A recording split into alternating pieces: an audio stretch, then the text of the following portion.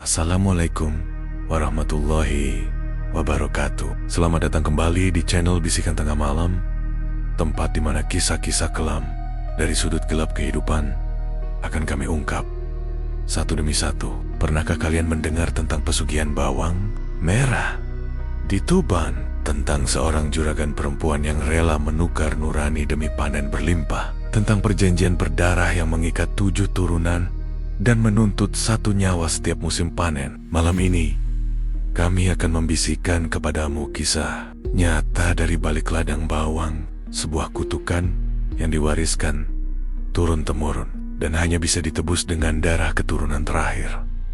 Jangan lupa untuk like, komen, dan subscribe channel ini agar kalian tak tertinggal kisah-kisah mencekam lainnya. Siapkan hati dan nyalimu, karena malam ini kita akan masuk ke kisah kelam tumbal bawang merah. Kutukan 7 turunan di Tuban. Namaku Halimah. Usia 50 sudah lewat beberapa tahun yang lalu, tapi aku masih ingat betul bagaimana semuanya dimulai. Tahun itu, ladang bawangku hancur. 3 kali musim tanam, 3 kali pula aku pulang membawa air mata. Tak ada yang tumbuh dengan sempurna. Daun layu, umbi membusuk di tanah, dan langit seolah tak pernah berpihak. Padahal ladang itu warisan dari orang tua suamiku, Pak Sahid, yang sudah mengelola tanah Tuban sejak puluhan tahun lalu. Semua orang bilang itu cuma musim yang buruk, tapi aku tahu ada sesuatu yang salah. Terlalu banyak yang gagal. Terlalu sering sawi-sawa kami diserang hama. Sementara tetangga kami si Juragan Parjo di desa sebelah panennya selalu melimpah. Kami mulai berhutang pada tengkulak, menjual perhiasan, bahkan hampir menjual rumah. Tapi hasil ladang tetap saja nihil. Sampai suatu malam, aku dengar desis-desis di pasar. Kalau mau panen besar, datang aja ke pesugihan Pantai Boncong. Katanya ada dukun tua yang bisa bikin ladangmu jadi emas. Begitu kata salah satu pedagang sambil menimbang bawang. Awalnya, aku tak menghiraukannya. Tapi malam demi malam, mimpi-mimpi buruk mulai datang. Aku melihat ladangku terbakar. Keluar dari tanah, menggenggam umbi bawang yang berdarah. Lalu suara itu datang. Suara perempuan, pelan dan dingin. Tukar 1 untuk panen 1 juta. Aku tak tahan lagi. Bersama suamiku, kami pergi ke tempat yang dimaksud. Di balik pohon-pohon kelapa yang tumbuh miring ke laut, ada sebuah gubuk reot. Di sana tinggal seorang wanita tua yang memanggil dirinya Nyai Tundung. Dia seperti tahu siapa kami sebelum kami memperkenalkan diri. Seperti sudah menunggu. Kalian datang karena ingin panen besar, bukan? Katanya. Dengan mata putih berkabut dan kuku panjang yang menguning. Aku mengangguk. Suamiku diam saja. Nyai Tundung menyodorkan syarat. Sesajen setiap malam Jumat Kliwon, dikubur di pojok ladang. Dan yang paling utama, 1 nyawa manusia tiap tahun selama 7 keturunan. Tak boleh dilanggar. Tak boleh berhenti sebelum keturunan terakhir menyelesaikan ritual penebusan. 1 nyawa, tapi panenmu tak akan pernah gagal, katanya sambil meletakkan 1 ikat bawang merah yang baunya tajam dan amis seperti darah. Kami pulang malam itu dalam diam, tapi esok harinya langit berubah. Hujan turun setelah berbulan-bulan kering. Ladang kami hijau dalam waktu seminggu. Daun bawang tumbuh subur. Umbi-umbinya besar dan padat. Panen kami melimpah dan harga naik 2 kali lipat. Aku takjub, aku menangis bahagia. Tapi kebahagiaan itu tak bertahan lama. Seminggu setelah panen, Bok Narti, pembantu kami, sejak lama menghilang tanpa jejak. Awalnya kami pikir dia kabur, tapi aku tahu ini bukan kebetulan. Karena malam sebelumnya aku menanam sesajen di ladang sesuai petunjuk Nyai Tundung. Dan malam itu juga aku mendengar suara pintu belakang terbuka. Ada langkah kaki. Ada bisikan, ada bau bawang busuk bercampur amis darah. Dan sejak saat itu, satu persatu, setiap tahun, selalu ada yang hilang. Orang-orang tak pernah curiga. Mereka hanya tahu, aku dan suamiku mendadak jadi juragan bawang. Gudang kami penuh. Mobil bak hilir mudik. Bahkan Pak Camat pun sering beli langsung ke tempat kami. Tapi tak ada yang tahu, tiap panen yang kami rayakan selalu diiringi oleh satu nyawa yang tak pernah kembali. Kadang kami pura-pura tak tahu, kadang kami berdalih itu kecelakaan. Tapi dalam hati kami tahu, itu harga yang harus dibayar. Suamiku mulai berubah. Dia jarang tidur, sering mengurung diri, kadang memandangi ladang tengah malam sambil menangis. Apa kita bisa berhenti? Tanyanya suatu malam. Aku tak jawab, karena aku tahu jawabannya tidak. Perjanjian itu sudah mengikat 7 keturunan. Kami generasi pertama dan darah pertama baru saja diserap oleh ladang bawang kami. Tahun itu panen kembali datang, lebih besar dari sebelumnya. Umbi-umbi bawang merah keluar dari tanah seperti permata merah darah. Bentuknya besar, padat, dan harum menyengat. Bahkan tengkulak dari Lamongan dan Bojonegoro mulai antre sejak subuh di depan rumah kami. Kami tidak lagi menjual kiloan, kami jualan karungan. Tapi malam itu, satu nyawa lagi harus hilang. Aku ingat betul, malam sebelum panen, aku menanam sesajen di pojok ladang tempat yang selalu kami tandai dengan batu pipih berlumut. Bau dupa dan kembang malam itu menusuk sekali. Aku hampir muntah, tapi aku tahu aku tak boleh lemah. Sementara itu, Pak Sahid hanya berdiri di depan rumah, matanya kosong, seperti tidak lagi mengenali dunia. Sejak tumbal pertama, dia jadi berbeda, sering bicara sendiri, kadang memaki ladang, kadang malah tersenyum seperti anak kecil yang sedang bermain. Tapi malam itu lebih sunyi dari biasanya. Tak ada angin, tak ada jangkrik, tak ada apapun. Dan paginya, bocah kuli angkut bernama Wandi tak pernah muncul. Motor tuanya ditemukan di dekat pintu gudang, berdiri tegak, seolah baru ditinggalkan sebentar, tapi tubuhnya hilang tanpa jejak. Awalnya warga hanya bergumam pelan, mungkin dia kabur bawa uang. Tapi aku tahu, tidak ada uang yang hilang. Dan aku tahu betul kemana Wandi pergi. Dia ditelan tanah. Sejak saat itu, aku mulai mendengar cerita-cerita aneh di pasar. Beberapa orang bilang, ladangku dijaga oleh pocong bawang, sosok tinggi yang tubuhnya dibalut kain kafan, dan kepalanya ditutupi anyaman daun bawang merah kering. Ada juga yang mengaku melihat bayangan perempuan tua duduk di atas tumpukan karung. Di gudang kami, menyisir rambut dengan garpu tanam besi. Aku hanya tertawa waktu itu. Aku tak peduli, karena uang lebih penting, harta lebih indah, dan ladang kami terus panen, panen, dan panen. Tapi tahun ketiga, semuanya mulai berubah. Korban berikutnya bukan orang asing. Namanya Sulastri, anak dari tetangga depan rumah. Besi, duduk di kelas 2 SMA, pintar, rajin, sopan. Dia sering mampir ke rumah untuk bantu menyortir bawang di sore hari. Ibunya bilang, biar anak saya terbiasa kerja, Bu Halimah. Dan aku hanya tersenyum. Tapi entah kenapa, malam sebelum panen ketiga, aku bermimpi didatangi perempuan tua berwajah gosong. Bibirnya hitam mengelupas, matanya penuh ulat. Ia menyodorkan kepala seorang anak, rambutnya dikuncir pita merah. Aku, ambil ini ya, ganti panenmu. Aku terbangun dalam keringat dingin. Nafasku tercekat. Di luar, ayam berkokok padahal belum subuh. Dan pagi harinya, Sulastri hilang.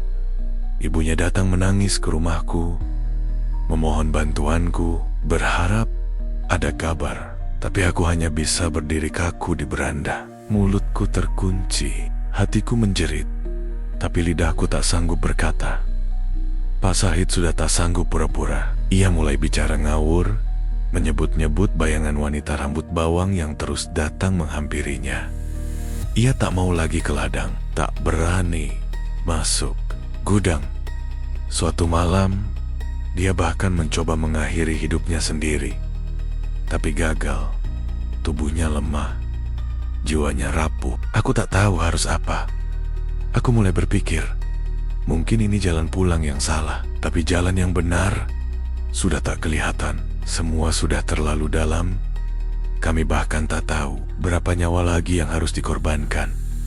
Aku kembali ke tempatnya Itundung, berharap bisa mengakhiri semuanya. Tapi dukun tua itu hanya tertawa. Tawanya panjang, serak, seperti tulang yang digesek. Paku, kau pikir ini bisa dihentikan? Ini bukan utang, Halimah, ini janji darah. Kau hanya generasi pertama, masih ada 6 turunan lagi. 1 tumbal tiap tahun, 7 keturunan, sudah tertulis, sudah kau sepakati. Kalau aku berhenti, apa yang terjadi? Ian, matanya menyala merah, seperti bara di dalam lubang gelap. Ladangmu akan jadi neraka, panenmu akan berubah jadi mayat, dan anak cucumu akan dikutuk sampai habis satu persatu. Pilihannya cuma satu. Halimah, lanjutkan atau binasa. Aku pulang dengan lutut lemas, tapi aku tahu aku tak bisa mundur. Kami sudah kehilangan 3, tinggal 4 lagi, 4 tumbal. Lalu kutukan ini bisa selesai, kan? Tapi aku lupa. Waktu berjalan cepat, dan tidak selamanya aku hidup. Tahun-tahun berlalu, ladang kami makin luas. Kami beli lahan baru, bangun rumah besar. Suamiku meninggal dengan tubuh yang kurus kering dan wajah seperti orang ketakutan. Dan kini, giliran anakku, Dirga, yang mengambil alih usaha ini. Aku tak pernah cerita padanya. Aku sembunyikan semuanya. Tapi malam sebelum panen pertamanya, aku mendengar suara dari balik ladang. Sekarang gilirannya, giliran darahnya sendiri. Namaku Dirga. Aku anak satu Satania dari juragan bawang terbesar di Tuban. Almarhum Ibu Halimah dan Pak Sahid. Sejak kecil aku tumbuh di antara karang-karang bawang merah dan suara gaduh tengkulak yang datang silih berganti. Bisnis ini, kata orang, sukses karena kerja keras. Tapi diam-diam aku merasa ada yang ganjil, ada sesuatu yang tak pernah bisa dijelaskan dengan logika. Setiap kali musim panen tiba, aku selalu merinding. Bukan karena sibuknya pekerjaan, tapi karena selalu ada yang hilang.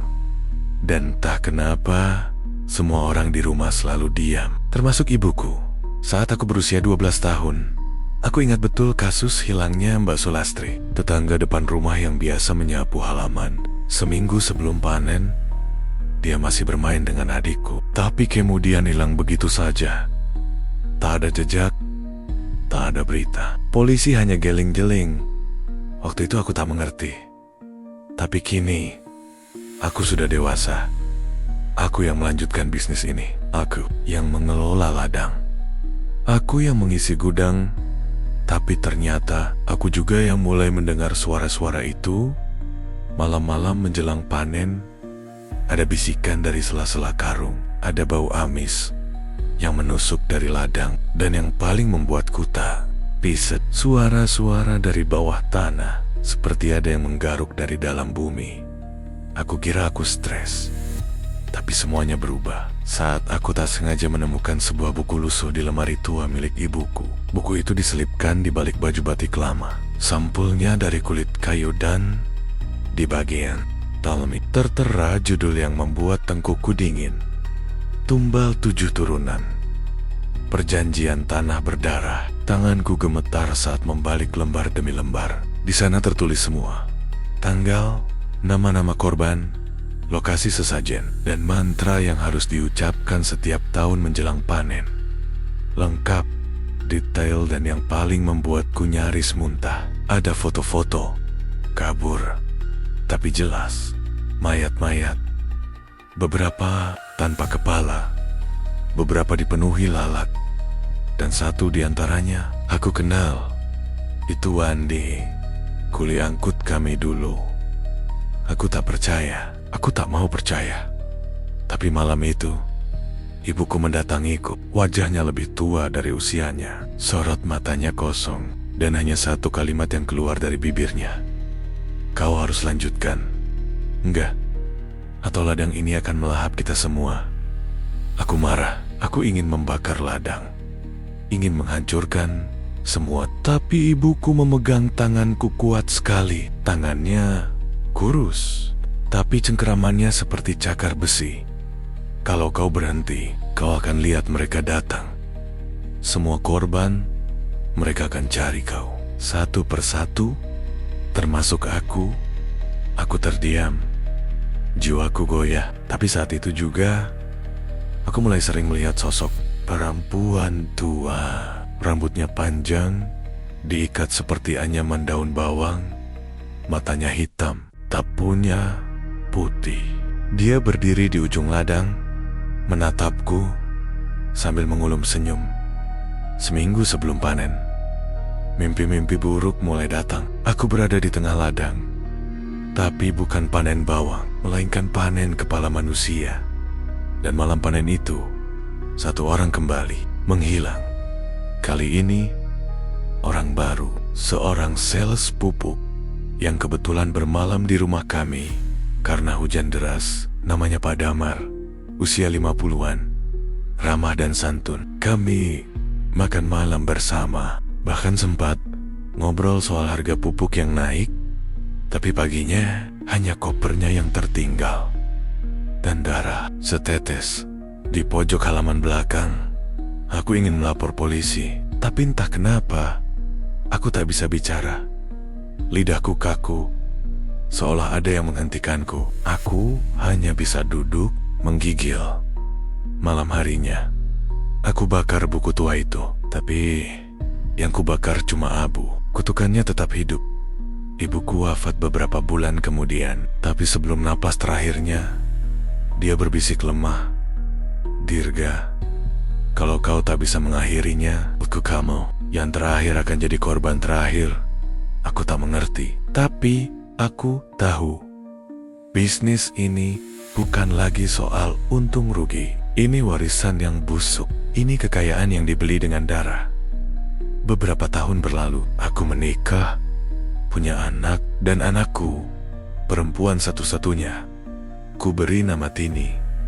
Aku tak pernah cerita padanya. Aku hanya ingin dia hidup tenang. Tapi malam sebelum ulang tahunnya, yang X, aku mendengar suara dari pojok ladang. Satu lagi, darahmu sendiri. Namaku Tini. Nama lengkapku Siti Martini.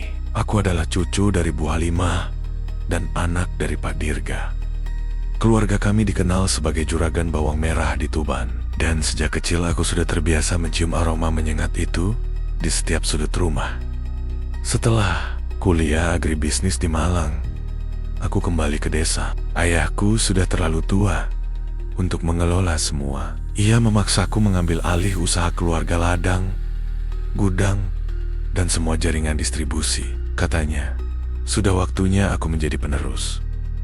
Awalnya aku ragu, tapi demi ayah, aku turuti. Namun, belum genap seminggu sejak aku menjejakkan kaki kembali di rumah ini, sesuatu mulai terasa salah. Ladang itu terlalu sunyi, seolah tak ada burung, tak ada jangkrik, daun-daunnya hijau, tapi terasa dingin. Dan malam-malam pertama, aku mulai bermimpi aneh. Aku bermimpi berdiri di tengah ladang, tapi tanah di bawah kakiku bukan tanah, melainkan rangkaian kepala manusia yang tertanam setengah badan. Mulut-mulut mereka menganga. Dari mulut itu tumbuh umbi bawang merah sebesar kepalan tangan. Dan dari bawah tanah muncul tangan yang menggenggam pergelangan kakiku, menarikku perlahan. Aku terbangun dengan napas tersengal dan bau amis menempel di hidungku. Kupikir itu hanya mimpi, tapi malam-malam berikutnya mimpi itu berulang. Lebih nyata, lebih mengerikan. Dan yang paling membuatku takut, aku mulai mengenali satu persatu wajah kepile-kepola itu. Mereka adalah orang-orang yang dulu sering kulihat di rumah. Wandi, Sulastri, bahkan seorang guru SD yang dulu pernah mengajariku. Aku mulai merasa ladang ini menyimpan rahasia yang jauh lebih kelam dari yang kupikirkan. Hingga suatu malam, hujan deras mengguyur Tuban. Petir menyambar tepat di belakang rumah. Atap gudang bocor, dan aku terpaksa masuk untuk memindahkan karung bawang yang terancam basah. Di dalam gudang itu, aku mencium bau yang sangat menyengat. Tapi bukan bau bawang biasa, ini bau amis, seperti darah basi. Aku mengikuti baunya, sampai menemukan pintu kecil di belakang tumpukan karung. Tertutup dibu terkunci, tapi kuncinya menggantung di dekat situ. Kukeluarkan senter dari ponsel. Kubuka pintunya, dan di balik pintu itu ada ruangan batu. Dindingnya dipenuhi tulisan-tulisan kuno. Di tengahnya ada piring sesajen tua dengan tulang ayam, rambut manusia, dan bawang merah hitam legam. Di dinding tertempel satu lembar sobekan kertas. Tumbal telah diambil 6 kali. Satu lagi, darah sendiri. Maka tanah ini akan bebas. Aku mundur. Jantungku berpacu kencang. Dan saat itu juga, aku melihat lukisan lama tergantung di pojok ruangan. Wajah seorang perempuan tua. Rambutnya disanggul dan dihiasi ikatan bawang merah. Matanya tajam, seperti melihat langsung ke hatiku. Saat itu juga, lampu ponselku padam. Gelap, lalu terdengar bisikan. Kau yang terakhir, kau tumbal terakhir, atau ladang ini takkan pernah tidur. Aku terhuyung keluar. Malam itu, aku tak bisa tidur. Tapi pagi harinya, aku menuntut penjelasan dari ayah. Awalnya ia mengelak, tapi akhirnya ia menangis. Dan disitulah semuanya terkuak tentang ritual pesugihan nenekku, tentang tumbal tiap tahun, tentang kutukan 7 turunan yang mengikat darah keluarga kami. Dan yang paling mengerikan, aku adalah keturunan ke-7.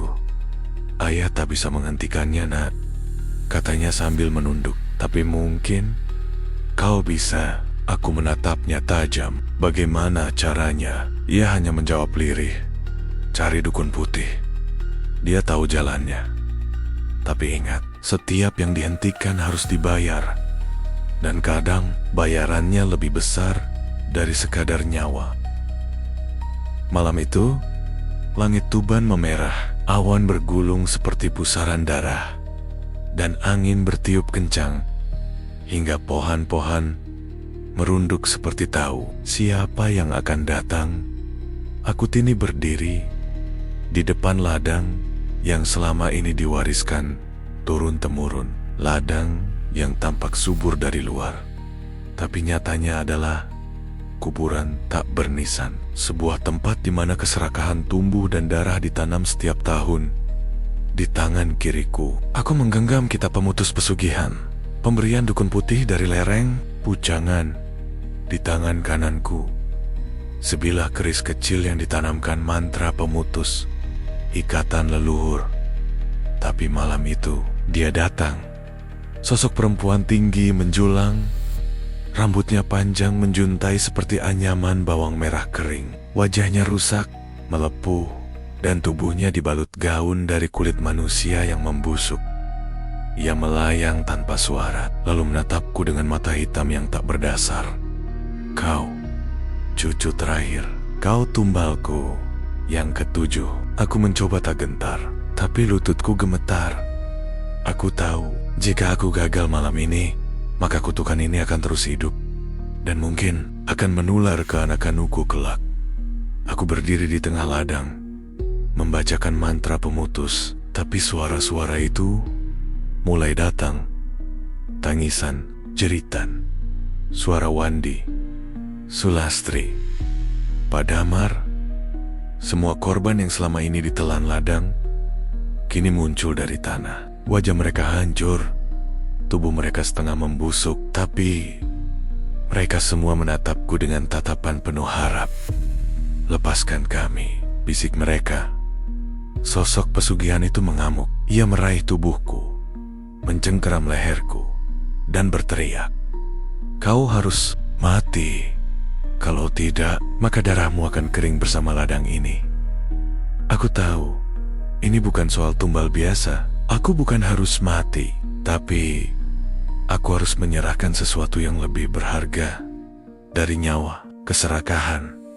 Aku menikam keris ke tanah bukan ke tubuhku dan membaca mantra terakhir dengan penuh keyakinan. Kuserahkan semua harta, semua warisan, semua panen darah. Ambillah semua. Tapi biarkan keturunan kami bebas. Langit menggelegar, ladang berguncang, api menyembur dari sela-sela tanah, membakar seluruh umbi dan daun. Karung-karung bawang di gudang terbakar sendiri. Semua kekayaan, hasil panen, mesin, hingga katetan-katetan penjualan hangus dilalap api. Dan sosok pesugihan itu mengeluarkan jeritan panjang. Tubuhnya meledak menjadi abu, diiringi suara ratusan jiwa yang bersorak lega. Seketika, malam kembali sunyi. Aku terkapar di tanah, lemas, tapi napasku masih ada. Aku hidup, tapi tidak punya apa-apa lagi. Dan untuk pertama kalinya, aku bebas. Ladang bawang merah milik keluarga Bu Halimah kini sudah rata dengan tanah. Tak ada yang berani menanami lagi. Orang-orang menyebutnya tanah bisu, karena tak seekor jangkrik pun berani bersuara di sana. Tini kini tinggal jauh dari desa. Ia hidup sederhana, bertani, kecil-kecilan. Tapi ia tak pernah menyesal telah membakar semua warisan kakek neneknya. Karena ia tahu kekayaan dari darah hanya akan tumbuh menjadi neraka. Dan jika kalian melewati daerah utara Tuban, Kobadaim, sejenak saat malam hari, kadang dari balik tanah yang gelap, kalian bisa dengar suara itu. Tukar 1, panen 1 juta, tapi bayar dengan jiwa. Kisah ini menjadi pengingat bahwa tak semua yang tampak subur tumbuh dari berkah. Ada yang tumbuh dari darah. Terima kasih telah mendengarkan kisah malam ini di channel Bisikan Tengah Malam. Jika kalian suka dengan cerita seperti ini, jangan lupa untuk like, komen, dan subscribe agar kami bisa terus membisikkan cerita-cerita mencekam dari sudut tergelap tanah Jawa. Sampai jumpa di kisah selanjutnya.